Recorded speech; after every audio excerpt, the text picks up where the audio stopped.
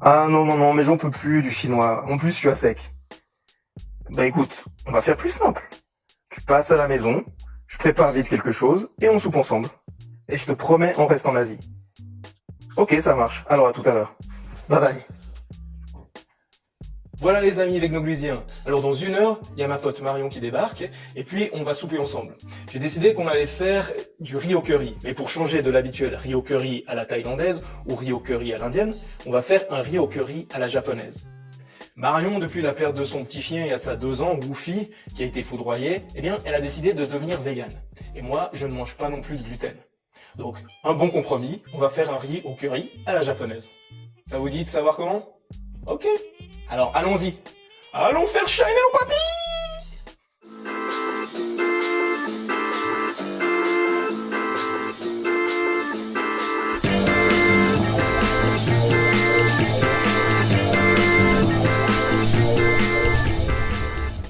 Alors, Vegnoglu épicé tout, eh bien c'est quoi? Simplement une série de petites vidéos qui a pour but de casser des clichés. Parce que lorsqu'on parle de végétarien, on a plutôt tendance à imaginer ça. Des personnes chétives et mal en point, des plats sans goût et ennuyeux qui donnent même pas envie de vivre, ou finalement des écolo-hippies altermondialistes porteurs de Birkenstock qui parlent espérantos.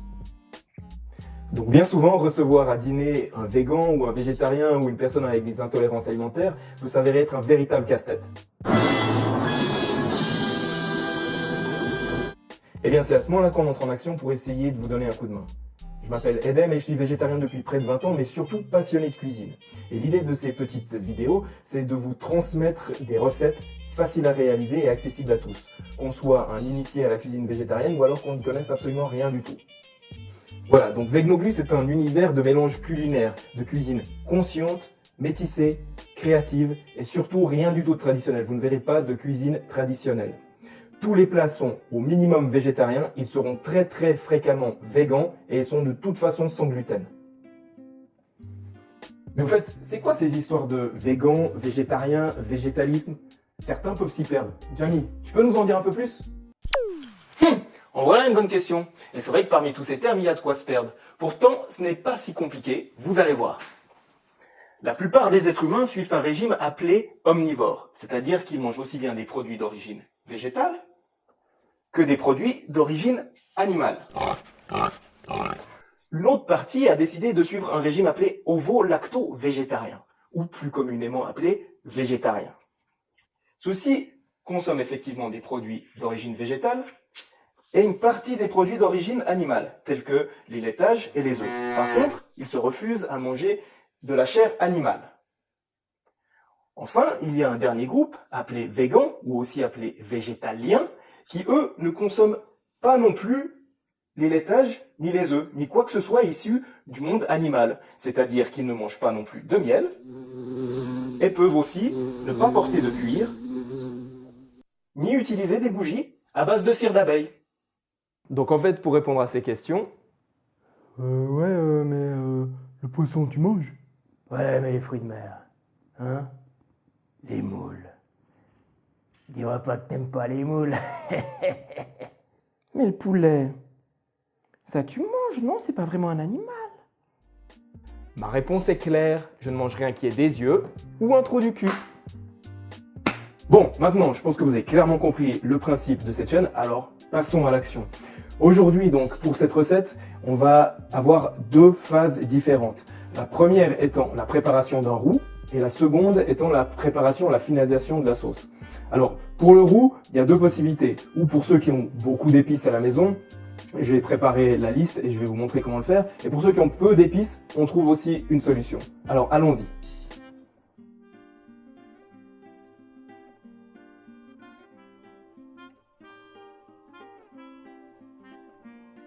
Il s'agit donc d'une recette pour 2 personnes que je vous conseille d'accompagner d'un riz parfumé. Donc mélangez toutes les épices. En ce qui concerne le cumin, le clou de girofle et les graines de fenouil, je vous conseille de les mettre dans un moulin à poivre pour les moudre, c'est nettement plus simple. 2 clous de girofle, pas plus. Autrement, c'est pas bon. Bon, si vous n'avez pas toutes ces épices, pas de panique. Il suffit simplement d'utiliser 3 cuillères à soupe de curry déjà prêt, ainsi que 2 cuillères à café de curcuma. Maintenant que le mélange d'épices est prêt, eh bien, il nous reste plus qu'une seule chose encore, c'est à découper les légumes et ce qu'on va mettre dans la sauce. Alors, Découpez grossièrement les carottes, enfin la carotte. Pour le tofu, coupez-les environ à des cubes d'1,5 cm. L'oignon coupé en 4, une demi-aubergine fera l'affaire. Elle sera grossièrement coupée, tout comme les champignons.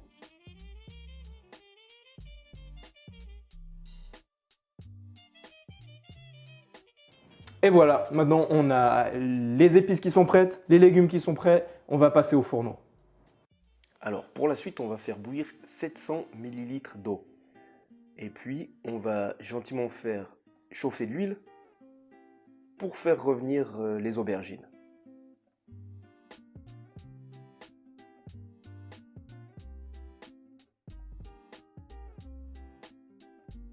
On sale. Un peu de sauce tamari qui ressemble à la sauce soya mais qui ne contient pas de gluten. On sucre. Et dès qu'on voit qu'elles prennent une jolie couleur, eh bien on peut ajouter un peu d'eau.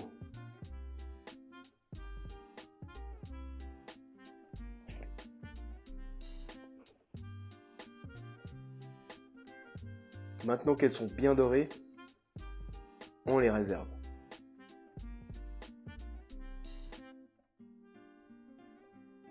Voilà, on remet un peu d'huile, et cette fois c'est pour faire revenir le tofu. On sale à nouveau. Pour ma part, ce que j'ajoute encore, c'est quelques épices pour poulet. Je trouve que ça donne un bon goût.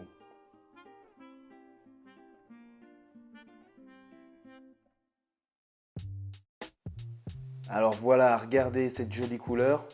C'est que c'est bon, on peut mettre de côté.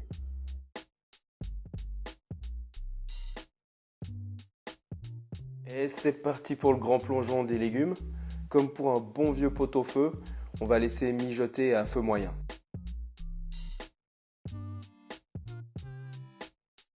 Pour le roux, alors on va mettre 2 cuillères à soupe de margarine. Si vous n'en avez pas grave, 4 cuillères à soupe d'huile feront l'affaire.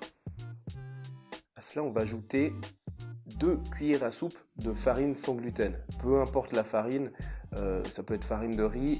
Là, en l'occurrence, c'est de la farine de soya. Puis, on vient ajouter notre mélange de curry.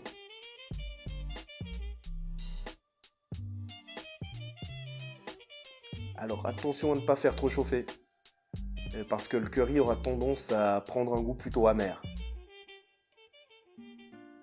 Et, touche finale, les 2 cuillères à soupe de ketchup.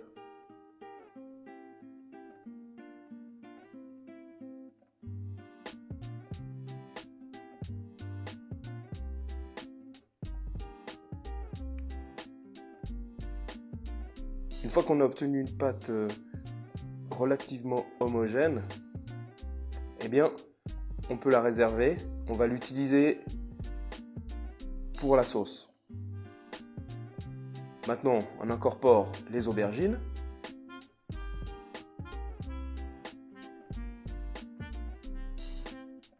Et l'équivalent de 2 cuillères à soupe de sauce tamari.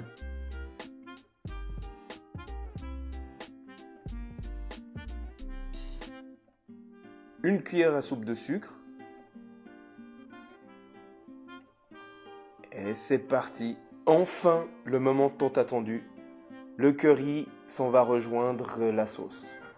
Alors attention, à partir du moment où vous avez incorporé le curry, si après une quinzaine de minutes, la sauce n'a toujours pas suffisamment épaissi, n'hésitez pas à faire un mélange avec de la farine sans gluten ou bien alors une quelconque fécule comme de la maïzena. Je dirais l'équivalent environ d'une cuillère à café avec un peu d'eau et puis vous incorporez simplement ça à votre sauce.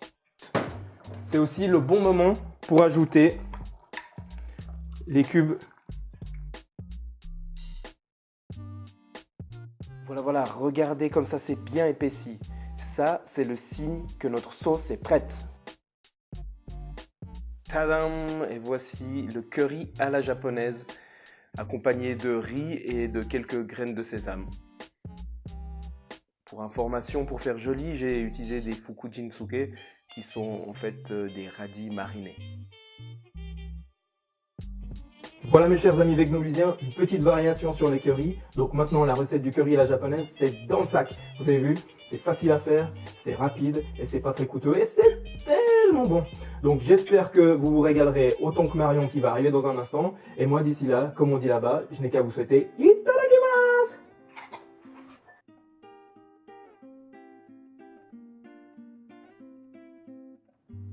Voilà, alors si vous avez aimé cette vidéo ou si vous avez apprécié cette recette, n'hésitez pas à la partager ou à vous abonner à la chaîne, éventuellement à mettre un petit pouce vers le haut et à lâcher vos commentaires ou vos questions. Moi, d'ici à la prochaine recette, tout ce que j'ai à vous dire, c'est faites shiner vos papilles!